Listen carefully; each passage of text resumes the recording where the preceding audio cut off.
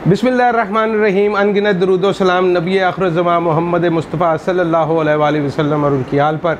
Power corridor series की नई video के साथ शहजाद अनवर फ़ारूकी आपकी खिदमत में हाजिर है और आज हमारे साथ एक स्पेशल गेस्ट मौजूद हैं और स्पेशल गेस्ट वो जिन्होंने अपनी कम उम्री के बावजूद सहाफ़त की दुनिया में बड़ा नाम कमाया और बहुत जिसको हम लोग अपनी सहाफ़ती लैंग्वेज में कहते हैं एक्सक्लूसिव स्टोरीज़ की और अपना उसी नाम से उन्होंने अपना चैनल भी बनाया।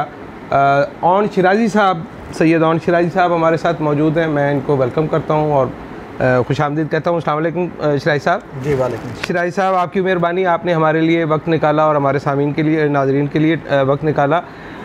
ये फरमाइएगा कि ये जो आज वाक़या हुआ है शहबाज़ गिल के इस हवाले से, और काशिफ़ रफ़ीक मैं भी जानता हूँ, आप भी जानते हैं, सहाफ़ी तो सिर्फ सवाल करता है। आपने बुलाया है सहाफ़ियों को, वो आया है प्रेस कॉन्फ्रेंस में, उसने आपसे सवाल करना है क्योंकि वो सवाल करने के ही पैसे लेता है। ये इसने क्या किया, ये शहबाज़ गिल साहब ने क्या किया? ये सबसे पहले तो शुक्रिया, आपने मौका दिया, और दूसरा आपका चैनल माशाल्लाह पावर कॉरिडोर, पावर की बातें करते हैं और बड़ा दिन दुगनी रात चुगनी तरक्की कर रहा है। और जो अहबाब जिन्होंने सब्सक्राइब नहीं किया, मैं कहूँगा कि सब्सक्राइब करें क्योंकि आप बड़ी एक्सक्लूसिव खबरें देते हैं। दूसरी बात, मेरा दिल बड़ा खुश हुआ आपने कहा कि यंग जर्नलिस्ट है। चले मतलब इसी तरह इसको आप अंजुमन सताइश बाहमी कह रहे हैं। हाँ, यकीनी तौर पर चले आपने यंग कह दिया, मेरे पे कर्ज मैं फिर कभी कहूँगा भी नहीं कहता, लोग ये ना समझे कि वही जो आप कह रहे हैं वो शुरू है। खैर, संजीदा मौजू की तरफ आते हैं। काशिफ की आप बात कर रहे हैं, तब बिल्कुल शहबाज़ गिल साहब की ये बतौर मावन खसूसी PID में पहली प्रेस कॉन्फ्रेंस थी और काशिफ ने जो सवाल किया है वो बड़ा वैलिड सवाल है कि सोशल मीडिया पे हर जगह पे चल रहा है कि जनाब आप देखें कि इनको किसी यूनिवर्सिटी से, भाई मैं नाम बता देता हूँ, इस्लामिक यूनिवर्सिटी के कागज चल रहे हैं वहाँ पे, ऐसे हरासा करने पे निकाला गया है।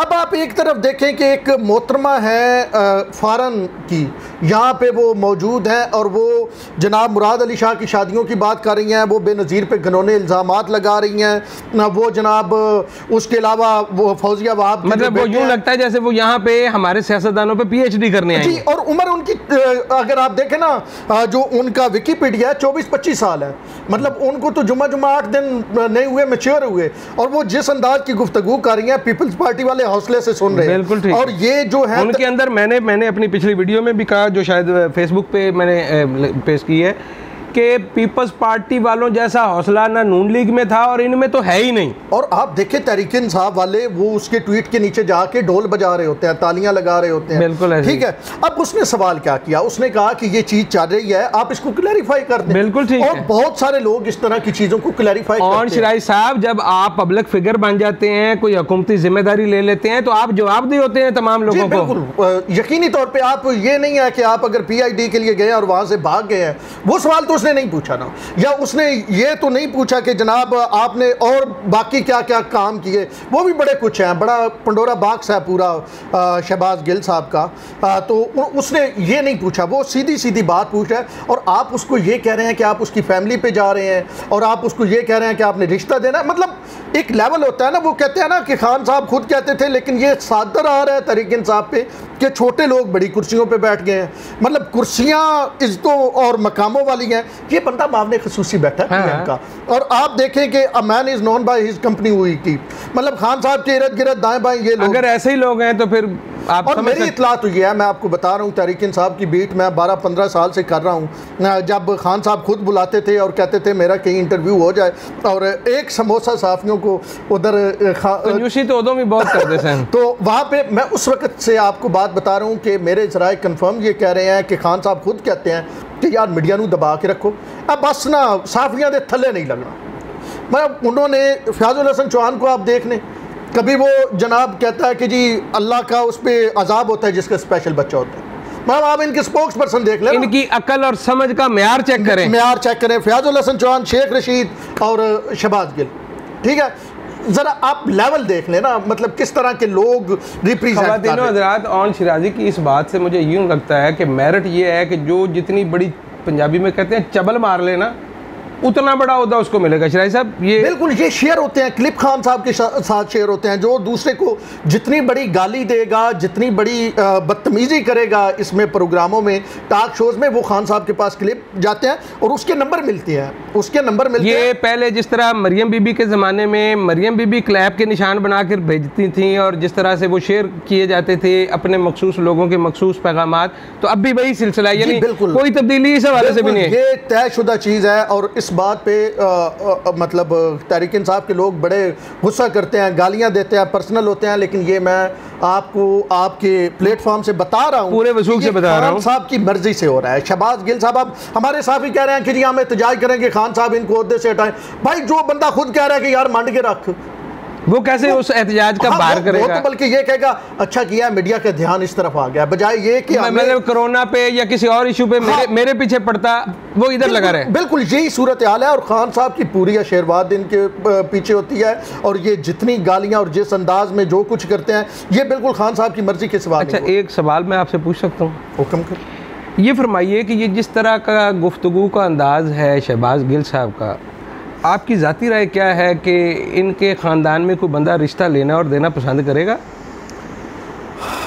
अब मैं असल में मैं फिर भी मतलब ओपन फोरम है नहीं, आप चूंकि इसमें रखना चाह रहे हैं, मैं रखना नहीं चाह रहा। मैं फिर भी अगर उसने काशिफ रफीक के साथ ज्यादती की है तो मेरे साथ ज्यादती की है, ये आन शिराजी उसने तुमसे कहा है। ये बिल्कुल ठीक बात आप कह रहे हैं, इसमें दूसरी राय कोई नहीं, लेकिन मैं ये उसकी बहन होगी ना, कोई बहन उसकी माँ भी होगी, इसको ना किसी माँ ने जन्म दिया है ना इसकी बहन ने कभी इसके लाड उठाए हैं, मुझसे पूछ लें, इसको अंदाजा ही नहीं है। तो अंदाजा नहीं है तो ऐसे लोगों को, कुछ लोग ऐसे हैं कि जो घर नहीं बसा पा रहे, वो बैठे हुए हैं जी कुर्सियों पे, कुछ लोग वो हैं जो माओ बहनों की गालियां देते हैं और कुछ लोग मतलब तहरीक इंसाफ, मैं बेसिकली तौर पे, क्योंकि ये एक सियासी जमात है नहीं, ये एक प्राइवेट लिमिटेड कंपनी है और इनको हुकूमत मिलती है, ये प्राइवेट लिमिटेड फैन क्लब है। हाँ ऐसे ही है, और ये पार्टियां करते करते पार्टी बन गई, फिर पार्टियां करते करते पार्टी की पार्टियां करते करते इनको हुकूमत मिल गई और हुकूमत में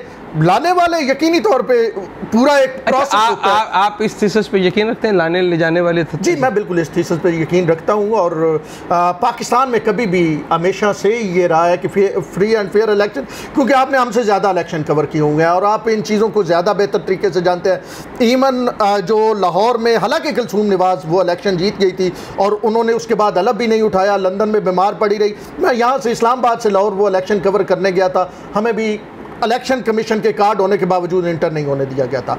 जनरल इलेक्शन में भी यही हुआ, साफियों को इंटर नहीं होने दिया गया, जहां इंटर होना था वहां पे उन्होंने किया, जहां नहीं होना था मखसूस सीटें होती हैं, जिथे कम पाना होता है उथे किसी ने नहीं जान देंगे। और आप देखें ना, इमरान खान को भी उन्होंने मेजॉरिटी नहीं दी, मतलब इमरान खान मतलब वो ऐसी पोजीशन में है कि वो कुछ कर नहीं सकता अपनी मर्जी से। हाँ, अगर वो कुछ कर सकता होता तो आपको भी खान साहब का पता है। हाँ, वो तो सबसे पहले जो उन पे एहसान करता है ना उसी के साथ हाथ करता है, ठीक है। तो और दूसरा वो दिल में बुग़्ज़, मतलब ये खुली सी बात है। अब हमें पता है, हम इसलिए ना करें कि जी इंसाफिया गालियां निकालेंगे, इमरान खान से बड़ा दिल में कीना परवर बंदा ही कोई नहीं है। और ये मैं अपनी बात नहीं कर रहा, मैं उनके इंतहाई करीबी दोस्तों की बात कर रहा हूँ। अच्छा, उन्होंने ये जो कीना परवरी वाली बात है, ये मैंने शरीफ फैमिली के मुतल्लिक भी सुनी है। ये पीपल्स पार्टी में सिर्फ जरदारी साहब के मुतल्लिक ये कहा जाता है कि वो दिल में रखते हैं बात। अब आपने ये कहा कि इमरान खान भी दिल में बात रखते हैं, मुझे ये बताइएगा कि आप आज चूँकि अब इस पे हमने शहबाज गिल के हवाले से काफ़ी गुफ्तगू कर ली, इतनी अहमियत उस बंदे को देनी नहीं बनती जितनी हमने उसको दे दी। ये फरमाइए, ये जो काजी फाइज़ ईसा का केस है इस वक्त इस्लामाबाद सुप्रीम कोर्ट में जो चल रहा है, आपके ख्याल में इसके क्या मज़मुरात हो सकते हैं आने वाले वक्त के हवाले से? अगर ये स्ट्राइक डाउन हो जाता है केस गवर्नमेंट का, तो क्या गवर्नमेंट को कोई ख़तरा लाहक हो सकता है? प्रेसिडेंट की जो वो एक्सरसाइज करते हैं इख्तियार, उसको एलेबोरेट किया जा सकता है? कैसे देखते हैं आप इस सारे मामले? क्योंकि साहब ये बड़ा डिसाइसिव केस है और आप देख लें कि काजी फाइज़ ईसा के ख़िलाफ़ केस चलता कब से है। एक मखसूस वो फैसला देते हैं धरने के हवाले से और उसके बाद फिर केस, फैज़ाबाद धरना केस, हाँ उसके बाद फिर केस जो है वो स्टार्ट हो जाता है। जैसे जैसे टाइम आगे चलता है उसके बाद चीज़ें खुलनी शुरू हो जाती हैं। अब आप कह रहे हैं कि जी ये किस तरफ जा रहा है? अभी तक जो फ़रूग नसीम साहब जिस तरफ लेके जा रहे हैं ना जी, ये तो फंदा सीधा प्रेसिडेंट को पड़ रहा है।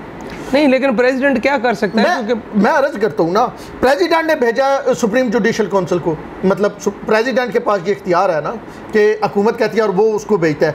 अब जो शख्स, जो जर्नलिस्ट, ये कहा गया है जिस जर्नलिस्ट के पास ये इंफॉर्मेशन थी कि इन्होंने टैक्स चोरी किया है, एक तो वो जर्नलिस्ट नहीं पता चल रहा वो कहाँ है, एक जो ERU है एसेट रिकवरी यूनिट, सबसे बड़ी बात यह है उसके जो SOPs हैं, जो अदालत में बहस हो रही है मंडे तक, जो फ्राइडे को केस मंडे तक गया है, उसमें सारी बहस ये थी कि अगर कोई आपके पास इंफॉर्मेशन आई, आपका पहला हक बनता था FIA को, करप्शन के मामला डील करती है, आप ज़्यादा करते आप नायब की तरफ भेज देते, आपने उनको देना था, बजाय ARU के पास वो कौन सी लीगल ताकत है जिसके तहत ये करें। दूसरा एक और बड़ा अहम अदालत ने सवाल उठाया कि मनी लॉन्ड्रिंग जो है 2016 में कानून आ रहा है और ये जो मामला आप बता रहे हैं ये 2013 का है, तो इसका मतलब है ये तो मनी लॉन्ड्रिंग लागू नहीं होता, फाल ही नहीं करता।